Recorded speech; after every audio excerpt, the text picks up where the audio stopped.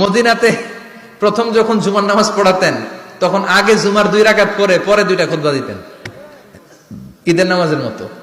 ঈদের নামাজে আগে কি 2 রাকাত পরে খুতবা, জুমার নামাজও ছিল এরকম, আগে 2 রাকাত নামাজ পরে খুতবা। বিশ্বনবী আগে 2 রাকাত নামাজ পড়িয়ে খুতবা দিচ্ছেন, তখন মদিনায় দুর্ভিক্ষ, খাবার দাবার নাই।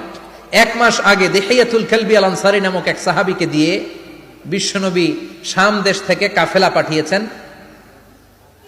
খাবারের দ্রব্যাদি আনার জন্য, পণ্য আনার জন্য। 1 মাস পরে তারা খাদ্যের পণ্য নিয়ে, মদিনাতে তখন দুর্ভিক্ষ, খাবারের দাম 2 গুণ 3 গুণ, খাবারের পণ্য নিয়ে কাফেলা ফিরে এসেছে জুমার টাইমে। তখন বিশ্বনবী জুমার 2 রাকাত নামাজ পড়িয়ে খুতবা দিচ্ছিলেন।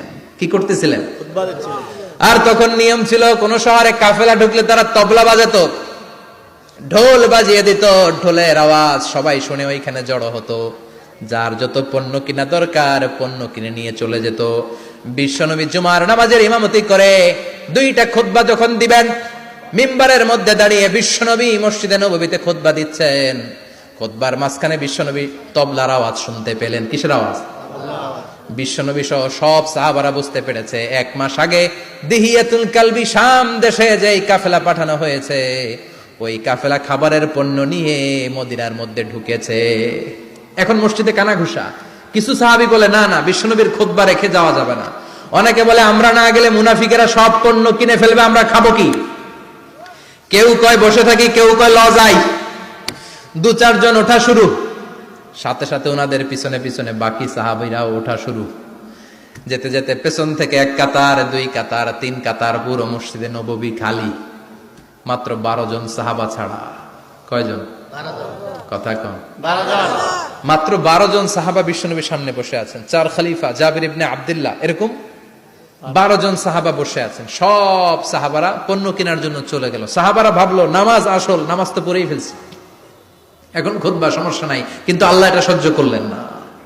বিশ্বনবী দাঁড়িয়ে খুতবা দিবে আর সাহাবারা সেই খুতবায় বসে না থেকে কাফেলার পণ্য করণের জন্য দৌড়াবে, এটা সাহাবাদের জন্য শোভনীয় নয়। চিল্লা এখন ঠিক কিনা?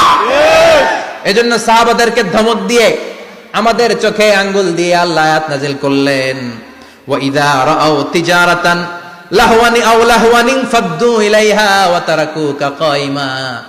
ও নবী, আপনার সাহাবারা দুনিয়ার পণ্য সামগ্রী দেখে আপনাকে জুমার মিম্বারের মধ্যে দাঁড়িয়ে রেখে তারা চলে যায়। কুল মা ইনদাল্লাহি খায়রুম মিনাল লাহওয়ি ওয়া মিনাত তিজারা।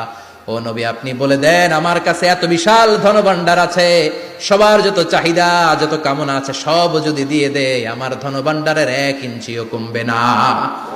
সবচেয়ে বড় রিজিকদাতা কে? আল্লাহ। চিল্লায় বলেন কে? আল্লাহ। কেউ যেটা পারে না পারে কে? আল্লাহ। কেউ যেটা দেয় না দেয় কে? আল্লাহ। জুমার নামাজে আগে আগে যেতে রাজি আছেন? সময় মতো জুমার খুতবা শুনতে রাজি আছেন তো? ইনশাআল্লাহ। খতিব সাহেবরা ঠিকঠাক মতো জুমার খুতবা দিবেন তো?